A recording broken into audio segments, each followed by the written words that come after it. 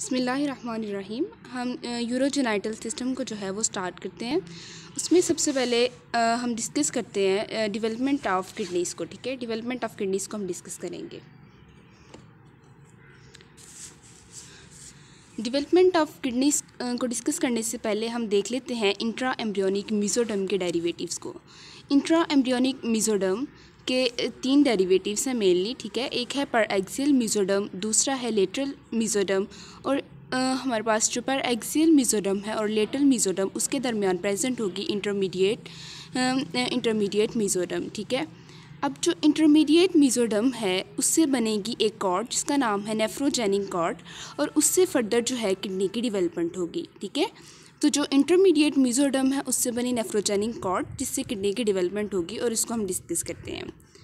अब ये जो अकॉर्डिंग टू एवोल्यूशन किडनी जो है ना it undergoes 3 phases of development. एक है हमारे पास प्रोनेफ्रोस, दूसरा मीजोनेफ्रोस और तीसरा है मेटानेफ्रोस। अब ये जो प्रोनेफ्रोस है ये प्रेजेंट होता है सर्वाइकल रीजन में, जो मीजोनेफ्रोस है ये प्रेजेंट होगा थोरैकोलम्बर रीजन में और मेटानेफ्रोस प्रेजेंट होगा सैक्रल रीजन में। सबसे पहले डिस्कस करते हैं हम मीजोनेफ्रोस को। ठीक है, प्रोनेफ्रोस को। जो प्रोनेफ्रोस है ये डेवलप करता है during early stages of development. ये डेवलप कर जाता है, ये बहुत जल्दी डेवलप करता है लेकिन बहुत जल्दी ये जो है ना वो डिजोनेट भी कर जाता है प्रोनेफ्रोस 2 चीज़ें बनाएगा, एक बनाएगा डक्ट्यूल्स। ठीक है, एक बनाएगा डक्ट्यूल्स और दूसरा बनाएगा एक मेजर डक्ट। ठीक है, एक किसने डक्ट्यूल्स बना दी और एक बनाएगा एक मेजर डक्ट। ये जो रेड में नज़र आ रही है ये जो मेजर डक्ट बनी है इसको कहेंगे प्रोनेफ्रिक डक्ट और ये जाके नीचे ओपन होगी क्लोएका में, क्लोएका के साथ जाके अटैच होगी। अब देखते हैं क्लोएका क्या चीज़ है। जो हमारे पास गट के डिस्टल पार्ट है उसका डायलेटेड पोर्शन है क्लोएका। इसको 2 पार्ट्स में डिवाइड किया हुआ है, एक है प्रिमिटिव रेक्टम और दूसरा है यूरोजेनाइटल साइनस जिससे बाद में बनता है यूरिनरी ब्लैडर। तो हम कह सकते हैं कि ये जो डक्ट्यूल्स हैं और उसके अलावा जो हमारे पास ये जो मेजर डक्ट है जिसको हमने प्रोनेफ्रिक डक्ट का नाम दिया है ये किसके साथ जाके अटैच है क्लोएका में और ओपन किस में जाके होगी, और ये जाके ओपन होगी इनटू द यूरिनरी ब्लैडर। ठीक है, अब ये जो प्रोनेफ्रोस है ये नॉन फंक्शनल है बेसिकली इन ह्यूमन बींग्स और ये बहुत जल्दी डिजोनेट कर जाएगा। डक्ट्यूल्स भी डिजोनेट कर जाएंगे लेकिन जो डक्ट है मेजर डक्ट वो परसिस्ट करेगी। नेक्स्ट हम देखते हैं मीजोनेफ्रोस को। मीजोनेफ्रोस जो है इससे भी 2 चीज़ें बनेगी, एक बनेगी डक्ट्यूल्स जिसे कहेंगे मीजोनेफ्रिक डक्ट्यूल्स और एक इससे बनेगी डक्ट, ये जो रेड में शो की हुई है इसको अब हम कहेंगे मीजोनेफ्रिक डक्ट। ये जो पहले प्रोनेफ्रिक डक्ट थी it will renamed as mesonephric duct. तो मीजोनेफ्रोस से 2 चीज़ें बनी, मीजोनेफ्रिक डक्ट्यूल्स। ठीक है, मीजोनेफ्रिक डक्ट्यूल्स और एक डक्ट जिसका नाम दिया मीजोनेफ्रिक डक्ट और इसका दूसरा नाम है वुल्फियन डक्ट। अब ये जो मीजोनेफ्रिक डक्ट है ये भी जाके ओपन होगी यूरिनरी ब्लैडर के अंदर। जो मीजोनेफ्रिक डक्ट्यूल्स हैं और मीजोनेफ्रिक डक्ट है ये दोनों जो है ना हमारे पास ये डिजनरेट कर जाएंगे। ठीक है, फीमेल्स के अंदर, लेकिन मेल्स के अंदर जो है मीजोनेफ्रिक डक्ट परसिस्ट करेगी क्योंकि उसने जो टेस्टिस का डक्टस सिस्टम है वो बनाना है। नेक्स्ट हम देखते हैं मेटानेफ्रोस को। जो मेटानेफ्रोस है ये सैक्रल रीजन में प्रेजेंट होगा और जो ह्यूमन किडनी प्रॉपर बनाने में जो मेन रोल है वो मेटानेफ्रोस का है। ठीक है, during final stages of development क्या होगा कि ये जो हमारे पास मीजोनेफ्रिक डक्ट आ रही है उससे बनेगी एक बड जिसका नाम है यूरेटरिक बड। ठीक है, यूरेटरिक बड इसमें अंदर जाकर फर्दर डिवाइड करेगी और बना देगी मेजर और माइनर कैलिसिस।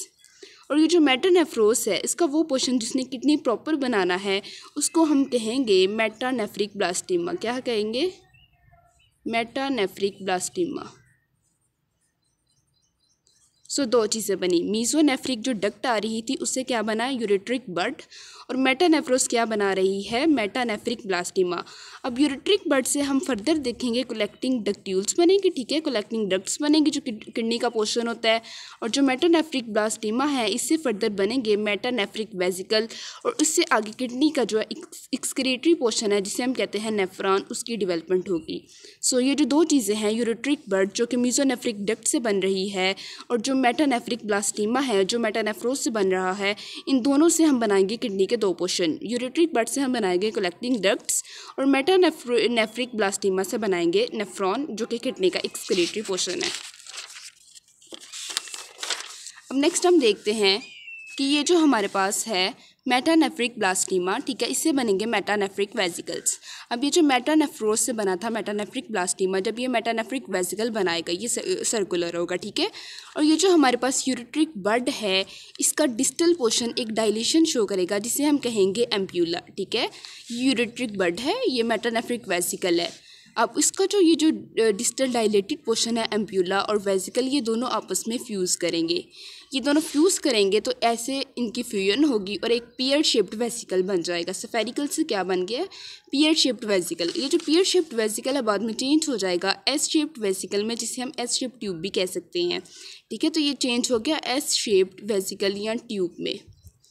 अब ये जो इससे आगे फर्दर जो है ये इस तरह का जो है ना हमारे पास किडनी का एक्सक्रीटरी पोर्शन नेफ्रॉन, इसकी फर्दर डेवलपमेंट हो जाएगी और यहाँ पे प्रेजेंट होगा ग्लोमेरुलस, ठीक है। तो ये जो किडनी का एक्सक्रीटरी पोर्शन है ये सारे का सारे ये कहाँ से बना है? मेटानेफ्रिक वेसिकल से, ठीक है।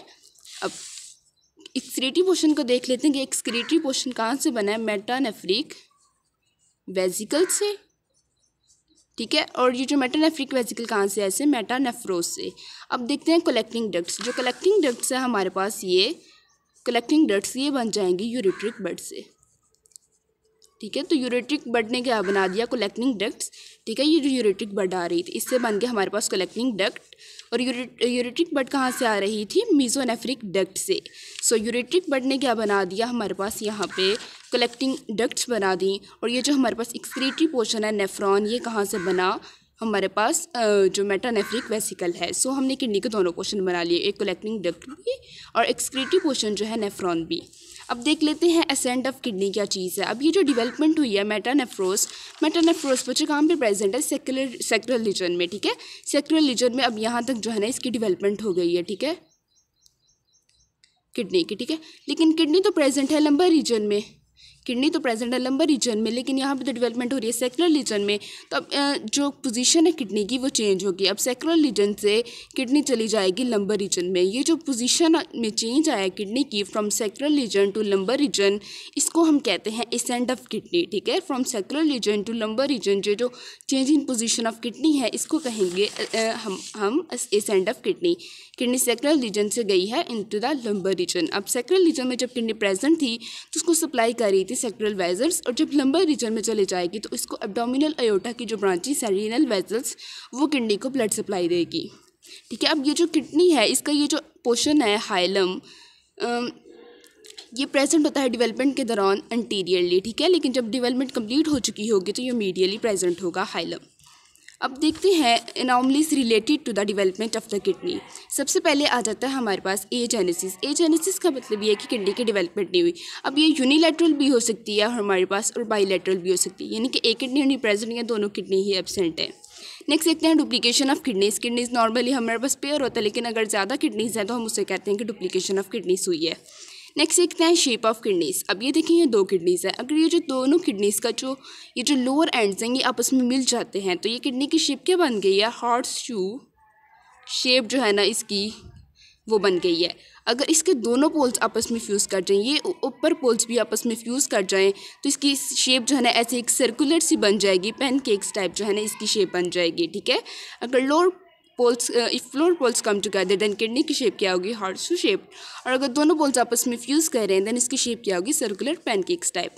नेक्स्ट देखते हैं पोजीशन ऑफ किडनी। पोजीशन अब मैंने कहा था नॉर्मली किडनी जो है ना लंबर रीजन में जो है ना वो मेन उसकी लोकेशन है, लेकिन अगर किडनी सेक्रेल रीजन में ही रहे, ठीक है, उसका असेंट ना हो, वो लंबर रीजन में ना जाए, ठीक है, सेक्रेल रीजन में ही रहे, एक ये अनॉमलीज हो सकती है। दूसरी ये हो सकती है कि सेक्रेल रीजन से जाना था लंबर में, लेकिन वो लंबर से आगे भी थोरेसिक रीजन में चली गई है, ठीक है, तो ये भी पोजीशन में चेंज आ सकती है। नेक्स्ट देखते हैं एबनॉर्मल रोटेशन। अब ये किडनी जो थी उसमें ऐसे मतलब प्रेजेंट थी, लेकिन अगर उसकी रोटेशन एबनॉर्मल हो तो वो उसकी लेटरल रोटेशन हो जाए, तो अब फ़र्क इसमें आएगा कि जो हाइलम है ये मीडियली लाई कर रहा होगा, लेकिन लेटरल रोटेशन जब हो जाएगी तो हाइलम लेटरली लाई करेगा, ठीक है। अब नेक्स्ट देखते हैं congenital polycystic kidney. Polycystic kidney में क्या होता है कि जो ना अक्यूमुलेशन हो जाती है वेसिकल्स की। दो इसकी रीजंस हैं, एक ये कि जो मेटानेफ्रिक वेसिकल्स हैं वो एम्प्यूला के साथ फ्यूज़ ना करें, ठीक है, दोनों फ्यूज़ नहीं करें तो वेसिकल्स अक्यूमुलेट हो जाएंगे। दूसरी इसकी रीज़न ये हो सकती है हमारे पास कि जो हमारे पास जब नेफ्रॉन बन गया है जो कलेक्टिंग डक्ट्स है वो हमारे पास वेसिकल्स बना दें, ठीक है। तो वो वेजिकल्स की फॉर्म में अगर जमा हो जाए तो इसको हम कहेंगे पॉलीसिस्टिक किडनी। पॉलीसिस्टिक किडनी का मतलब ये है मेनली कि वेजिकल्स की एक्यूमुलेशन हुई है और वो किडनी हमारे पास नॉन फंक्शनल होगी। नेक्स्ट एक था लॉब्यूलेटेड किडनी। जो लॉब्यूलेटेड किडनी है ये मेनली जो है ना चिल्ड्रन में ऐसे ही जो है ना वो फीटस में प्रेजेंट होगी। ये हमने देख लिया किडनी और इससे रिलेटेड एनोमलीज, ठीक है। नेक्स्ट अब हम डिस्कस करेंगे डेवलपमेंट ऑफ यूट्रस और यूरेटर्स को डिस्कस करेंगे।